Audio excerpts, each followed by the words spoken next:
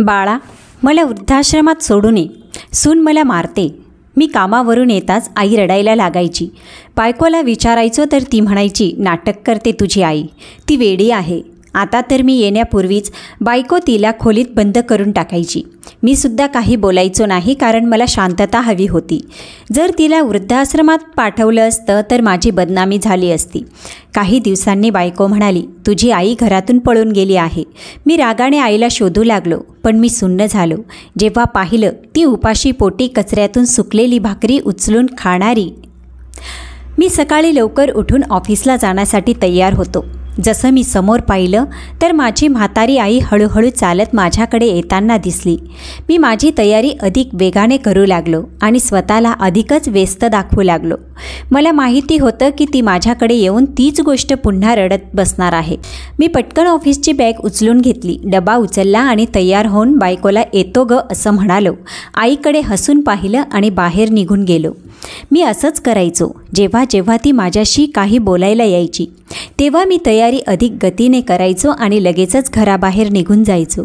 मला माहीत होतं की ती काय बोलणार आहे, पण मी तिला दुर्लक्षित केलं. आज का कुणास ठाऊक मला काहीतरी खूप अस्वस्थ वाटलं आणि माझं हृदय जोरजोराने धडकू लागलं.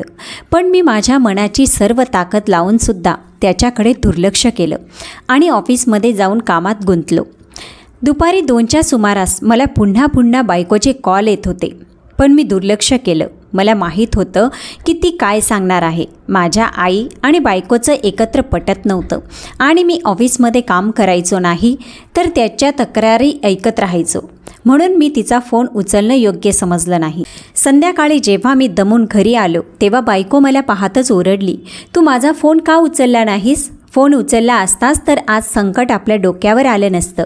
मी आश्चर्यचकित झालो. बॅग एका बाजूला ठेवली आणि विचारलं, काय म्हणतेस? काहीच समजत नाहीये. मी अगदीच खूप दमलो होतो, कारण आज बॉसकडून सुद्धा मला ओरडा खावा लागला होता. मला असं वाटत होतं की आजचा दिवस माझ्यासाठी अत्यंत वाईट दिवस ठरला, कारण केवळ बॉसची झापडच नव्हे तर माझं एकही काम नीट झालं नव्हतं. यामुळे मी खूप त्रस्त होतो. बायकोचं बोलणं ऐकल्यासाठी माझ्याकडे अजिबात वेळ नव्हता. मी कंटाळलेल्या सुरात म्हणालो, काय आहे? तुला काय सांगायचं आहे? ती रागाने माझ्यासमोर बसली आणि म्हणाली, फोन उचलला असता तर हे संकट आलंच नसतं. मी तिला विचारलं, मग तू सांगशील का की काय झालं आहे नेमकं? ही तर केवळ कोडी घालत आहेस. ती म्हणू लागली, तुझी आई सकाळपासून घराबाहेर गेली आहे आणि मी तिला शोधून शोधून थकले. आता काय माझा संपूर्ण दिवस फक्त तुझ्या आईमागे पळण्यातच जाईल का? मी घर सांभाळू का तुझ्या आईला पाहू? तुला तुझ्या आईला समजावणं गरजेचं आहे. मी म्हणालो, आई कुठे आहे? ती सापडली का? ती म्हणाली, नाही सापडली. म्हणूनच तर तुला फोन केला होता. आता तू आणि तुझी आई बघा काय करायचं ते. असंही ती माझं काही लागत नाही. तुझी आई आहे, तुला उत्तर द्यावं लागेल. जा आणि शोधून काढ. माझं आयुष्य तर उद्ध्वस्त झालंच आहे. आणि माझी बायको अजून काही बाही बोलत राहिली, पण माझ्या पायाखालची जमीन सरकली होती, कारण तिनं जे काही सांगितलं होतं ते ऐकून मला समजलं की आजचा दिवस माझ्यासाठी वाईट का ठरतोय. मी रडू लागलो. मी उठलो, माझ्या आईला शोधू लागलो. रात्रीपर्यंत शोध घेत राहिलो, पण ती कुठेच सापडली नाही. शोधता शोधता मी माझ्या एका मित्राला सुद्धा सोबत घेतलं. त्याने मला धीर दिला, समजावलं, पहा, जास्त दूर जाऊ शकली नसेल, ती म्हातारी आहे. पण माझं मन कुठल्या तरी अज्ञात भीतीचं शिकार झालं होतं. शेवटी आम्ही आमच्या घराजवळ असलेल्या एका कचऱ्याच्या ढिगाऱ्याजवळ बसलो. रात्रीचा अंधार होता. मी शांत, दुःखाने गळून गेलेलो होतो. माझा मित्र मला पुन्हा पुन्हा समजावत होता. मी कोणाला काय सांगणार की जर मी सुरुवातीपासूनच माझ्या आईकडे लक्ष दिलं असतं तर आज हे सगळं झालंच नसतं. पण आता मी कुणाला काहीही सांगू शकत नव्हतो. जे झालं ते झालं. मी तिथेच बसून रडू लागलो. अशातच रात्रीच्या अंधारात मला असं वाटलं की कचऱ्याच्या ढिगाऱ्याजवळ कोणीतरी आहे. माझ्या मित्रालाही असंच काहीसं वाटलं आणि स्ट्रीट लाईटच्या प्रकाशाकडे आम्ही जेव्हा तिचा चेहरा पाहिला तेव्हा एका क्षणासाठी माझ्या पायाखालची जमीन निघूनच गेली. माझ्या मित्रानेही माझ्याकडे पाहिलं आणि म्हणाला, ही तुझी आई आहे. ही तुझी आई कशी असू शकते? ही तर एखाद्या कचऱ्याच्या ढिगावर बसलेली भिकारी. मी तुझ्या आईला पाहिलं आहे. ती तर खूप हसतमुख होती यार, आणि नीटनेटके कपडे घालणारी. व्यवस्थित राहणारी त्यांची ही अवस्था असू शकत नाही. चल आपण कुठे दुसरीकडे जाऊन शोधूया. मी त्याला म्हणालो, तू गेलास तरी चालेल, मी आता सकाळीच प्रयत्न करीन, खूप रात्र झाली आहे. माझा मित्र पुढे सरकला. त्याने माझ्या खांद्यावर हात ठेवला, मला धीर दिला, आधार दिला आणि तिथून निघून गेला. म्हणाला, मी उद्या येईन आणि तुझ्यासोबत मिळून काकूला शोधेन, तीही माझ्या आईच्या जागेवरच आहे. हे ऐकून माझ्यावर जणू पाण्याचे हंडे ओतले गेले. तो गेला आणि मी धावत त्या बाईकडे गेलो आणि तिला नीट पाहू लागलो. माझ्या आश्चर्याची परिसीमा राहिली नव्हती की जे काही मी पाहत होतो ते खरं होतं की खोटं. मी अनेकदा स्वतःला चिमटा काढला की नाही, मी काही स्वप्न तर पाहत नाही ना. पण जे काही मी पाहत होतो ते सत्य होतं आणि इतकं भयावह सत्य की त्यानंतर मला काही भानच उरलं नाही. जे काही मी माझ्या डोळ्यांनी पाहिलं त्या दृश्याने माझ्या पायाखालची जमीन सरकली आणि मला वाटलं की मी कधीच पुढचा श्वास घेऊ शकणार नाही. काय प्रलय होता जो माझ्यावर कोसळला होता. मी तिथंच बसून भरभरून रडायला लागलो. याच दरम्यान त्या भिकाऱ्याचं लक्ष माझ्यावर पडलं. त्याच्यानंतर जे काही घडलं ते सांगण्यासारखं नव्हतं. मी लाजेच्या खोल खोल खोल कपाटात बुडलो होतो आणि त्या सगळ्या क्षणांचा विचार करू लागलो जेव्हा माझ्या आईने माझ्यासाठी आपलं आयुष्य त्यागलं होतं आणि माझ्यावर आपलं सगळं काही कुर्बान केलं होतं. मी कसा मुलगा होतो, मला स्वतःचीच लाज वाटू लागली आणि मी भूतकाळात हरवून गेलो, ज्याची वेदनादायक कहाणी आज मला स्वतःलाच दोष देण्यासाठी भाग पाडत होती. माझं नाव रोहित आहे आणि मी माझ्या पालकांचा एकुलता एक मुलगा आहे. मला जेव्हापासून शहाणपण आलं तेव्हापासून मी माझ्या आईलाच पाहिलं. आईने मला सुरुवातीपासूनच समजावलं होतं, बाळा तुझे बाबा रोजगारासाठी परदेशात राहतात आणि ही गोष्ट त्यांच्या लग्नानंतर लगेच सुरू झाली होती. आई आजीसोबत राहत होती आणि माझे एक काकाही होते ज्यांचं लग्न झालेलं होतं. खरं तर ते एक आळशी माणूस होते ज्यांना कामधंद्याशी काही घेणं देणं नव्हतं. इतकं की ते माझ्या आईला प्रत्येक वेळी त्रास द्यायचे. म्हणायचे, दादाला सांग मला इतके पैसे पाठवावेत. माझी आजीसुद्धा माझ्या आईला खूप त्रास द्यायची. पण आई संयम आणि धीराने तिथं राहत होती कारण त्यांच्याकडे दुसरं कोणतंही ठिकाण नव्हतं. माझी आई देखील त्यांच्या पालकांची एकुलती एक मुलगी होती आणि जेव्हापासून त्यांनी शहाणपण ओळखलं तेव्हापासून त्यांनी आईवडिलांच्या नावावर फक्त स्वतःच्या आईलाच पाहिलं होतं, ज्या त्यांच्या काका काकूंच्या दयेवर होत्या. आणि जेव्हा त्यांचं निधन झालं तेव्हा माझी आई ही एकटी राहिली. तिने खूप दुःख सहन केले आणि काका काकूंनी लवकरच त्यांची काळजी घेऊन त्यांचं लग्न लावून दिलं. कारण आता त्यांना त्या स्त्रीची देखभाल करता येत नव्हती, म्हणून त्यांनी माझ्या बाबांची निवड केली. बाबा खूप चांगल्या स्वभावाचे, खूप काळजी घेणारे होते. पण आजीने मुद्दाम हे पाहिलं की आई तिरकस स्वभावाची आहे, म्हणून तिने लगेचच बाबांसाठी आपल्या ओळखीच्या माध्यमातून परदेशात नोकरीची व्यवस्था करून दिली.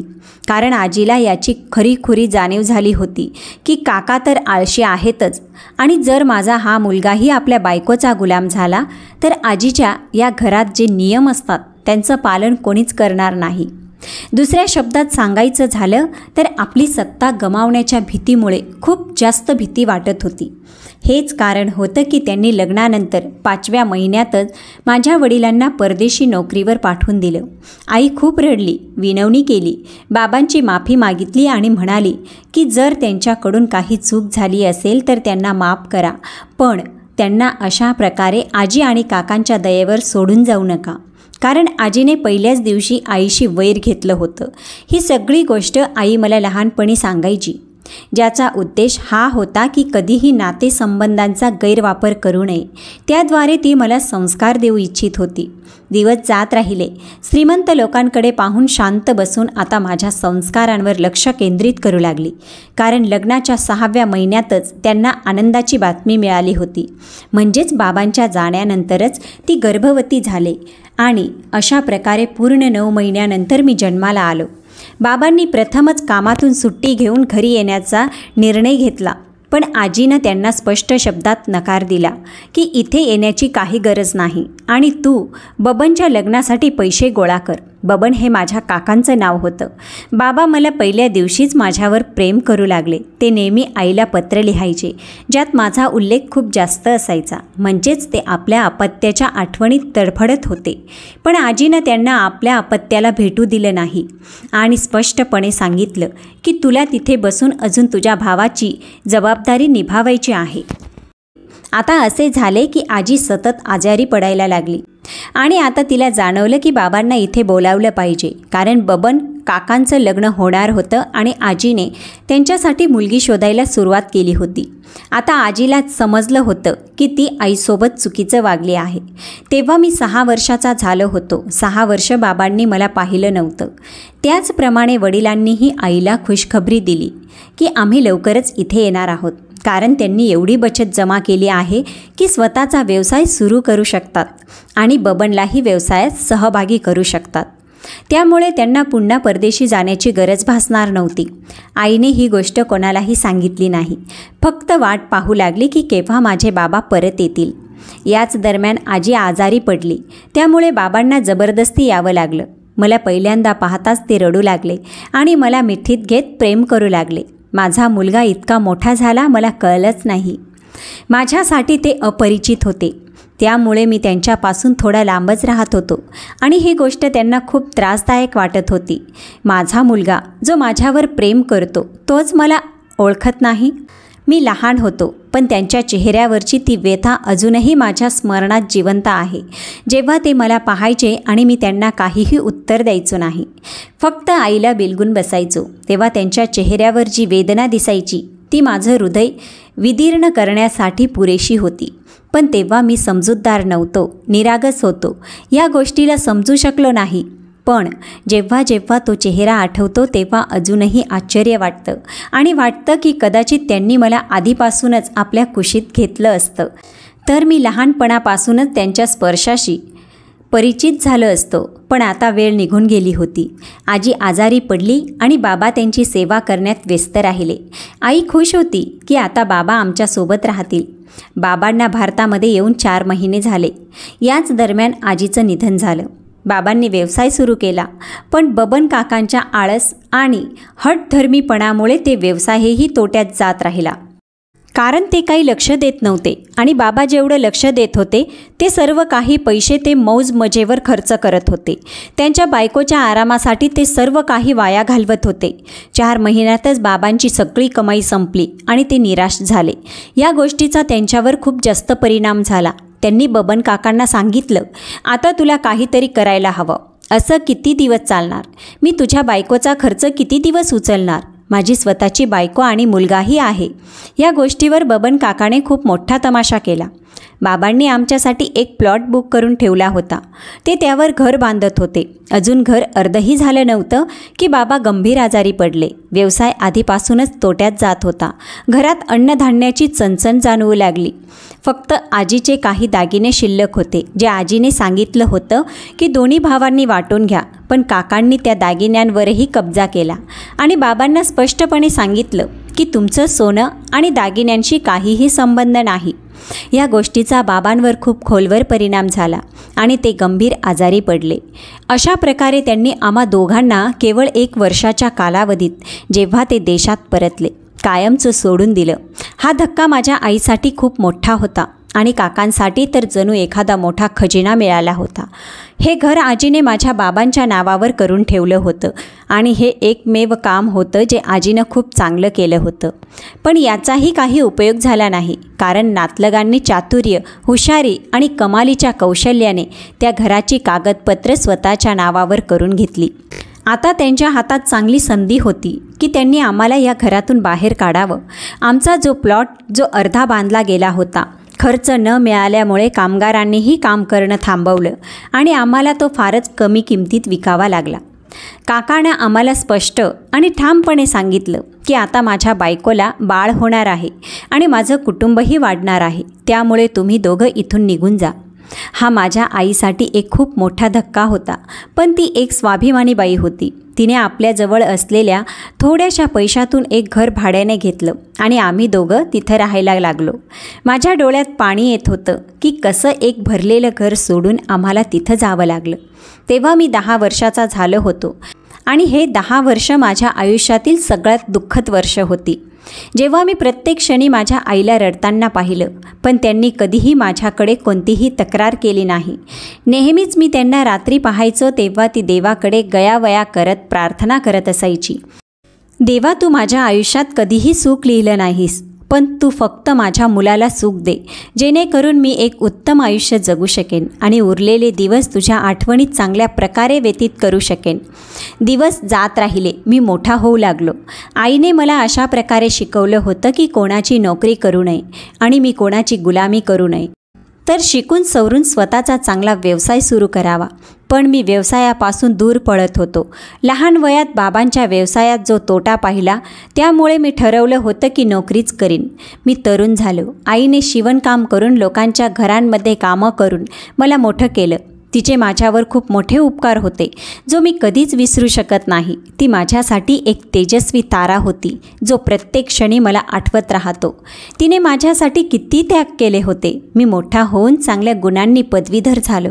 आईच्या चेहऱ्यावर आता सुरकुत्या आल्या. काळाने त्यांना आधीच म्हातारं केलं होतं. बाबांच्या दुराव्याने त्यांना पूर्णपणे कमकुवत करून टाकलं होतं. पण तिला माझा आधार होता म्हणून ती जगत होती आणि ती मला यशस्वी होताना पाहू इच्छित होती. माझं यश तिच्या डोळ्यांनी पाहून तिने ठरवलं की लवकरच माझं लग्न लावून देतील, कारण आता तिला विश्रांती घ्यायची होती आणि माझ्या जबाबदारीतून मुक्त व्हायचं होतं. मी तिच्या म्हणण्यावर सन्मानपूर्वक मान खाली घातली. मी सांगितलं की मी माझ्या ऑफिसमध्ये एका मुलीला पसंत करतो. की पदवी मिळताच आईने ओळखीच्या लोकांमार्फत मला एका चांगल्या कंपनीत नोकरी लावून दिली आणि तिथं मला काम करत 6 महिने झाले. माझा पगार चांगला होता. आमच्या घराची परिस्थिती सुधारत गेली. आम्ही एका उत्तम भाड्याच्या घरात राहू लागलो. मी आईला सांगितलं की मी कर्ज घेऊन स्वतःचं घर विकत घेईन. आई माझ्या विचारावर खूप खुश झाली, पण तिने सांगितलं की तू लग्न कर. नक्कीच येणारी तिचं नशीब घेऊन येईन. मी माझी पसंती सांगून तिला तयार केलं आणि तिने थाटामाटात माझं लग्न लावून दिलं. माझं लग्न ऑफिसमधल्या सहकारी मिनलशी झालं. मिनलनं प्रेम व्यक्त करण्यासाठी पुढाकार घेतला आणि तिनंच मला सांगितलं की मला तुम्ही आवडता, मला तुमच्याशी लग्न करायचं आहे. मिनलच्या 3-4 बहिणी होत्या.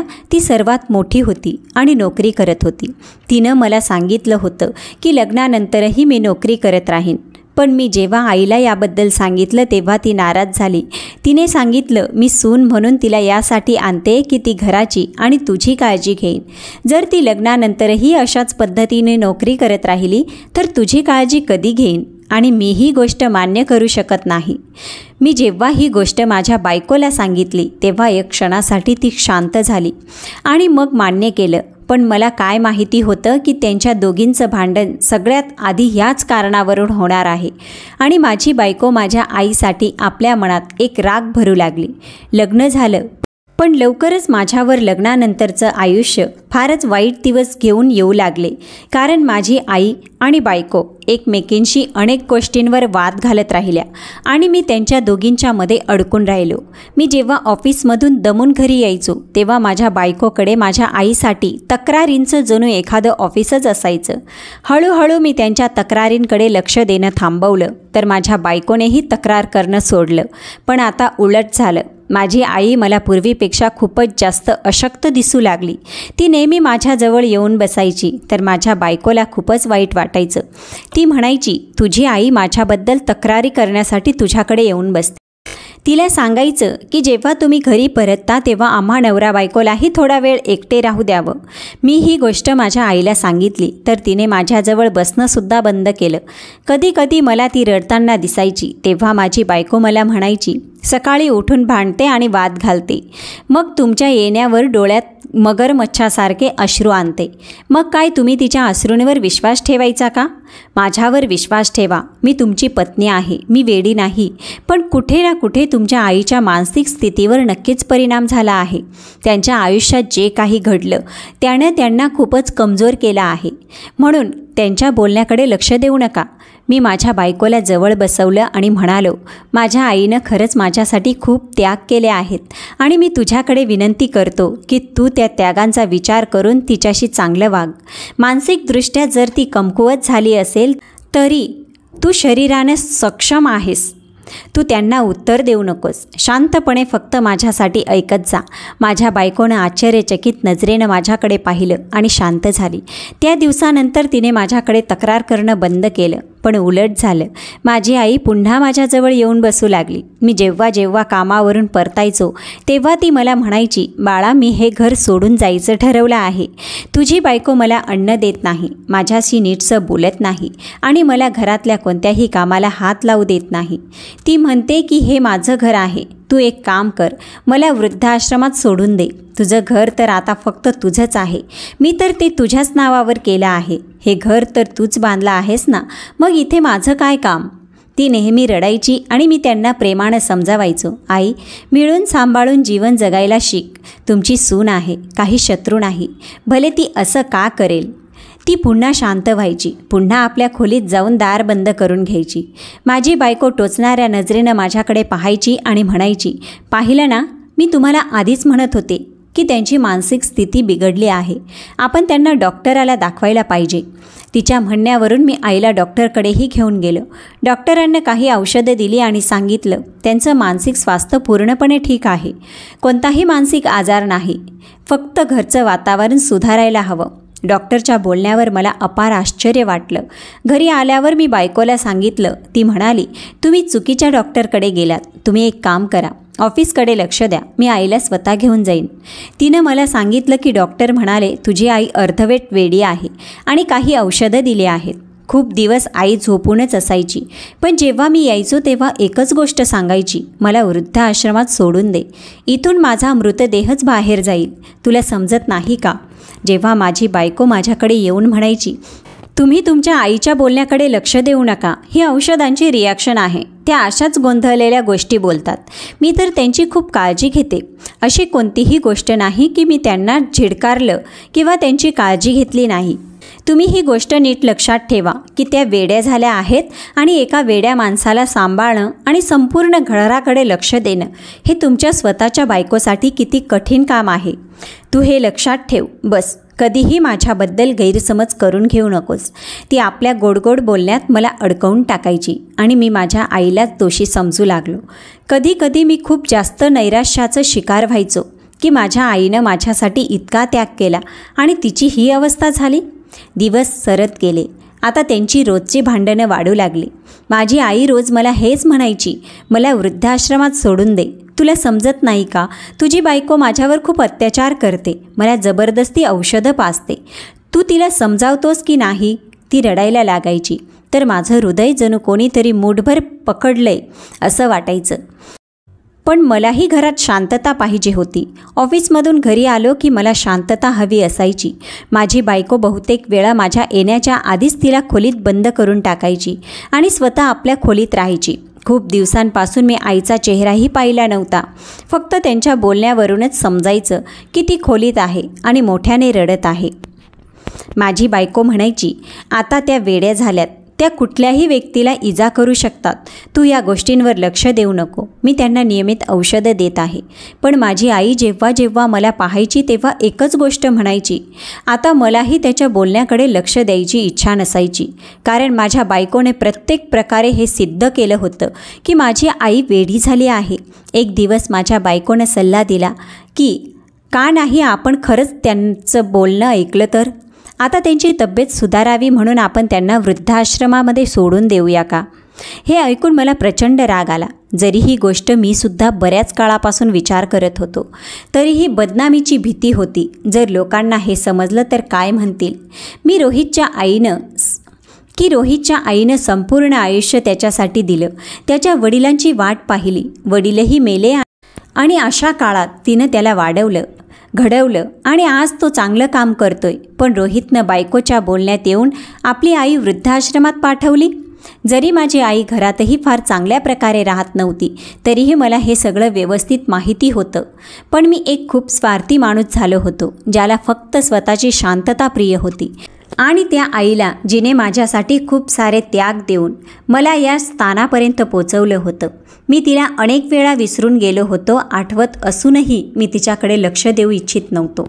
जेव्हा माझं स्वतःचं जीवन सुरू झालं तेव्हा मी शांततेचं आयुष्य जगू इच्छित होतो.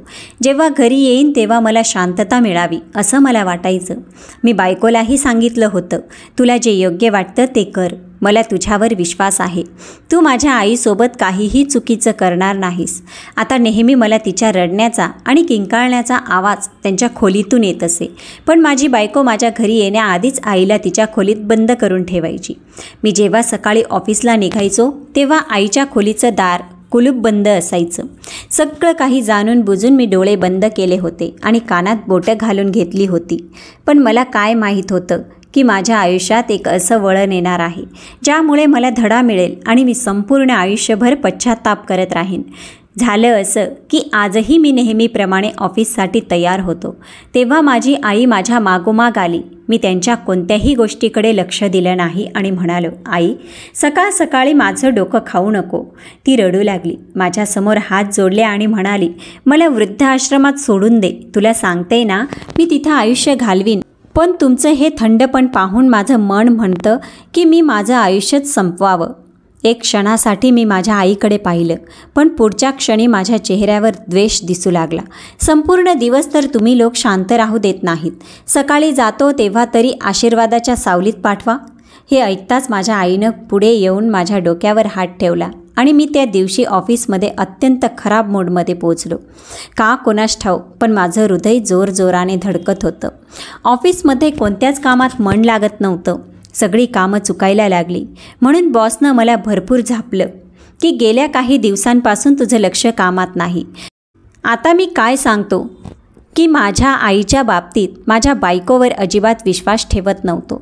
पण मला घरातली शांतता प्रिय होती. म्हणून मी तिला मोकळं रान दिलं होतं की माझ्या वृद्ध आणि म्हाताऱ्या आईशी जे हवं ते वागू शकतेस. मी किती दुर्दैवी माणूस होतो याचा अंदाज मला लवकरच येणार होता. झालं असं की मी ऑफिसहून परत आलो तर माझ्या बायकोनं माझ्यावर ओरडणं, चिडचिड करायला सुरुवात केली. ती म्हणू लागली, ऑफिसहून घराबाहेर गेलात, मग दुपारी मी तुम्हाला खूप वेळा फोन केला, पण तुम्ही माझा फोन का उचलला नाही? मी मोबाईल पाहिला, पण मला माहीत होतं की ती आईविषयी तक्रार करणार आहे. म्हणून मी फोन बंद केला. पण आता तिनं जे काही मला सांगितलं ते ऐकून मला स्वतःवर विश्वासच बसला नाही. तिनं मला सांगितलं, तुझी आई घरातून पळून गेली आहे आणि मी तिला खूप शोधलं, सापडली नाही. खूपच त्रासदायक झाली आहे ती माझ्यासाठी. पण माझं हृदय जणू नष्ट होऊ लागलं. मी विस्पारलेल्या डोळ्यांनी माझ्या बायकोकडे पाहिलं. हे काय बोलतेस? तू शुद्धीत आहेस का? ती घरातून कशी निघाली? ही वेगळी गोष्ट होती की मी खूपच स्वार्थी झालो होतो. मी तिच्याकडे लक्षच दिलं नव्हतं. तिच्याविषयी विचारणं केलं नव्हतं की ती ठीक आहे की नाही आणि माझ्या बायकोचं वर्तन तिच्याशी कसं आहे. जरी ही गोष्ट पहिल्याच दिवसापासून स्पष्ट होती की माझ्या बायकोचं वागणं माझ्या आईशी अजिबात चांगलं नव्हतं. आता माझ्या पायाखालची जमीनच सरकली आणि मी वेड्यासारखा बाहेर पडलो. रात्रभर तिला शोधत राहिलो, वेड्यांसारखा. कधी इथे तर कधी तिथे, कधी कोणत्या हॉस्पिटलमध्ये, कधी कोणत्या पोलीस ठाण्यात. इथपर्यंत की आता रात्री थकून हारून माझ्या मित्रासोबत घराजवळच कचरा कुंडीजवळ बांधलेल्या चबुतऱ्यावर बसून रडू लागलो. माझ्या मित्रानं मला धीर दिला. त्यावेळी ती गल्ली सुनसान होती आणि स्ट्रीट लाईटची रोशनी चालू होती. माझ्या मित्रानं म्हटलं, आई खूप म्हाताऱ्या आहेत, त्या इतक्या दूर जाऊ शकत नाही. आपण आधी इथे आसपास शोधूया. मी त्याच्याकडे पाहिलं. अचानक त्याची नजर समोर कचऱ्याच्या ढिगाऱ्यावर बसलेल्या एका वृद्ध स्त्रीवर गेली, जी कचऱ्याच्या ढिगाऱ्यातून अन्न निवडून खाऊ लागली होती. त्याला उपकायला लागलं आणि तो मला म्हणाला, पहा ना यार, का कुणास ठाऊक, पण ही मला तुझ्या आईसारखी वाटते. बघ ना, कुठे तीच तर नाही? मी त्याला झिडकारलं आणि म्हणालो, वेडा झाला आहेस का? माहीत आहे की माझ्या आईचं मानसिक संतुलन ठीक नाही, पण ती अशा गोष्टी करेल का? तिला घरी अन्न मिळतं. माझं बोलणं ऐकून तो म्हणाला, तू रागवू नकोस, पण एकदा तरी बघ. मी त्याला म्हटलं, आता तू माझी खूप मदत केली आहेस. मी तुझे आभार मानतो. आपण उद्या पुन्हा तिला शोधण्याचा प्रयत्न करू. माझी प्रार्थना आहे की ती मला मिळो आणि तूही प्रार्थना कर. तो मला धीर देऊन निघून गेला आणि मी वेगानं चालत त्या वृद्ध स्त्रीकडे गेलो. जिला पाहून एक क्षणासाठी माझं हृदय थांबलं. ती कुणी दुसरी नव्हे तर माझी आईच होती. ती इतकी अशक्त झाली होती की मी पहिल्या नजरेत तिला ओळखूच शकलो नाही. माझ्या मित्रानं तिला ओळखलं आणि मी किती दुर्दैवी होतो की तिचा मुलगा असून तिच्या रक्ताचा भाग असून तिच्या गर्भात 9 महिन्यांनी वाढूनही मी तिला ओळखू शकलो नाही. माझ्या बायकोने तिची काय अवस्था करून ठेवली होती. आज सकाळीच तर माझी तिच्याशी भेट झाली, पण मी तिच्याकडे नजर उचलून पाहिलंसुद्धा नाही. जर पाहिलं असतं तर कदाचित ही घटना घडलीच नसती. त्या कचऱ्याच्या ढिगाऱ्यातून सुकी पोळी निवडून खाऊ लागली होती आणि माझ्या हृदयाचे तुकडे तुकडे झाले. तिथेच देवाचे आभार मानू लागलो की ती मला सापडली. मी तिला हाक मारली, आई. तिने ताबडतोब माझ्याकडे पाहिलं आणि हसू लागली. ती हसताना अगदी एखाद्या लहान मुलीसारखी वाटत होती. मी धावत तिच्याजवळ गेलो. तिला मिठी मारून रडायला लागलो. तीसुद्धा मला पाहून रडू लागली. खूप वेळ आम्ही एकमेकांकडे आपल्या तक्रारी आणि वेदना बोलत राहिलो.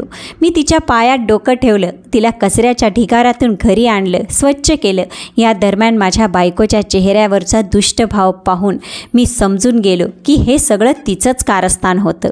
जरी माझ्या आईनं माझ्या बायकोविषयी एक तक्रारही माझ्याकडे केली नव्हती, फक्त एवढीच की तूही आपल्या आईकडून नजर फिरवलीस ना, म्हणूनच मी घराबाहेर निघाले होते की स्वतःहून वृद्धाश्रमात जाईन.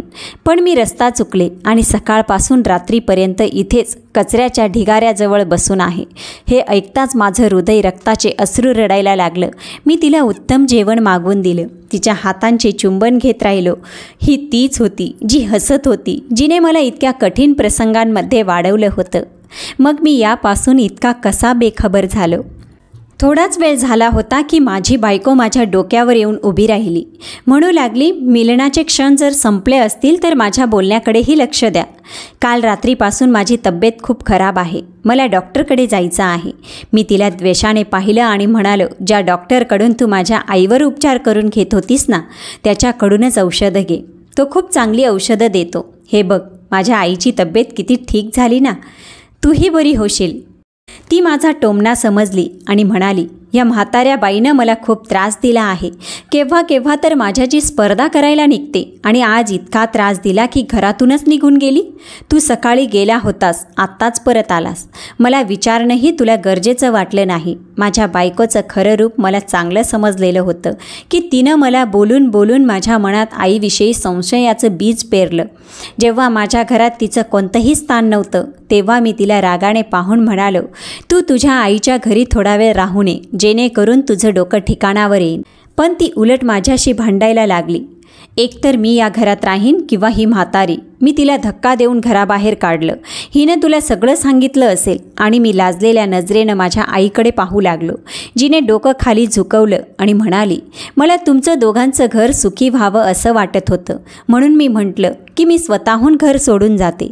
पण खरं तर असं होतं की माझ्या बायकोनं माझ्या आईला घराबाहेर हाकलून दिलं होतं आणि असं प्रसिद्ध केलं होतं की त्या स्वतःहून घर सोडून गेल्या. आता माझा संयम संपला होता. मी उभा राहिलो आणि तिच्या कानाखाली एक देत म्हणालो, या कानाखाली तुला खूप आधीच बसायला हवी होती, जेव्हा तू माझ्या आईविरुद्ध आवाज उठवला होता. ही ती व्यक्ती आहे जिचे पाय धुवून पाणी प्यायलो तरी त्यांचं ऋण फिटत नाही. आणि तू आजची आलेली एक मुलगी माझ्या आयुष्यात येऊन म्हणतेस की माझ्या आईला या घरात जागा नाही. तू कोण आहेस? या घराचं मालक मी आहे आणि मीच ठरवेन की या घरात कोण राहील आणि कोण नाही. तू नीट समजून घे की या घरातून तूच जाणार. हे म्हणताच मी तिला घराबाहेर काढलं आणि सांगितलं, घटस्फोटाचे पेपर लवकर तुला मिळतील. आईने मला थांबवायचा प्रयत्न केला, पण मी तिला स्पष्टपणे सांगितलं, नाही, आता मी सहन करू शकत नाही. या बाईनं मला तुझ्यापासून दूर केलं, स्वार्थी बनवलं. पण देवाचे आभार मान की त्याने माझे डोळे उघडले आणि मी योग्य निर्णय घेऊ शकलो. माझी बायको माझ्या पायावर पडली आणि म्हणाली, मी गरोदर आहे, मला माफ करा. मी तिला त्यावेळीसुद्धा माफ केलं नाही. मी मुलाचा सगळा खर्च देईन, पण हे मूल जन्माल्यानंतर तू मला देणार. मी दुसरं लग्न करीन आणि ती बाई त्याची आई होईन, त्याला वाढवेल. मी लग्न केलं नाही तरी मी हे मूल माझ्या आईच्या हवाली करीन, पण तुझी सावलीही या मुलावर पडू देणार नाही. तू त्यालाही तुझ्यासारखं बनवशील आणि मी असं कधीच होऊ देणार नाही. ती रडत रडत त्या घरातून निघून गेली. मी तिला घटस्फोट दिला होता. आता माझं पूर्ण लक्ष माझ्या आईच्या तब्येतीच्या सुधारण्याकडे होतं आणि 2 महिन्याच्या आत ती पुन्हा पूर्वीसारखी बरी झाली. घरातील सगळी कामं स्वतः करू लागली. त्यांनी माझं लग्न एका ठिकाणी निश्चित केलं. दूर एका नातलगाच्या मुलीशी मी लग्न केलं. ती खूप सुसंस्कृत आणि शालीन मुलगी होती. तिनं माझ्या आईची खूप काळजी घेतली, पूर्ण घर सांभाळलं. कधी कधी आईशी तिचं मतभेदही झालं असेल तरी तिनं मला कधीच काही कळू दिलं नाही. मी तिला सांगितलं होतं की मला मूल होणार आहे, ते तुलाच सांभाळायचं आहे. तिनं माझ्या बोलण्यावर मान डोलावली. देवाच्या कृपेने तिला स्वतःचं मूल झालं नाही आणि माझं मूल, जे माझ्या पहिल्या बायकोपासून होतं, मी तिच्या मांडीवर दिलं.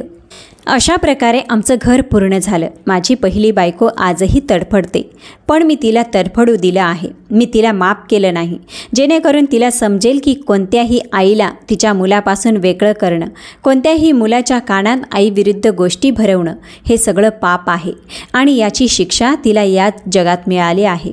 अचानक मला समजलं की पहिल्या बायकोचंही लग्न झालं आणि मोठ्या वयाच्या व्यक्तीशी झालं, जो तिला दिवसभर मारत राहिला, जिच्यावर अत्याचार करतो. एका पीडित स्त्रीवर अन्याय करून ती स्वतःच अन्यायाची शिकार झाली, पण मला तिच्यावर अजूनही दया आली नाही.